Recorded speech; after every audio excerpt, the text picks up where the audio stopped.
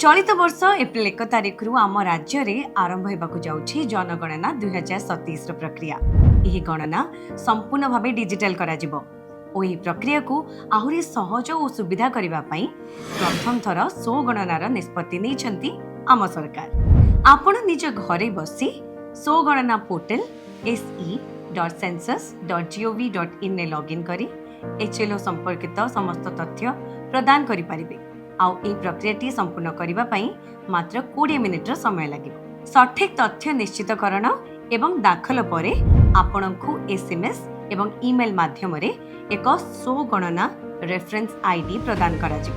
जेतेबेले आम राज्य रे एप्रिल 16 तारिख रु जनगणनार प्रथम पर्याय माने गृह गणना बा हाउस लिस्टिंग ऑपरेशंस आरंभ हेबो।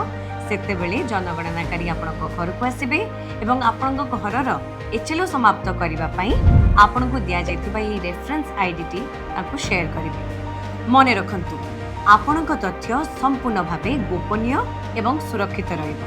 आउ एही सुविधा ओडिसा रे आसंता 1 एप्रिल 2026 रु आरंभ करी 15 एप्रिल 2026 मध्य रात्र जाए उपलब्ध हेबो। एहा केवल गणना नुहे, एहा हमर पारदर्शिता। सो गणना निजर तथ्य निजे भरंतु आउ जनगणना रे शामिल हुंतु। जनगणना रु जनकल्याण।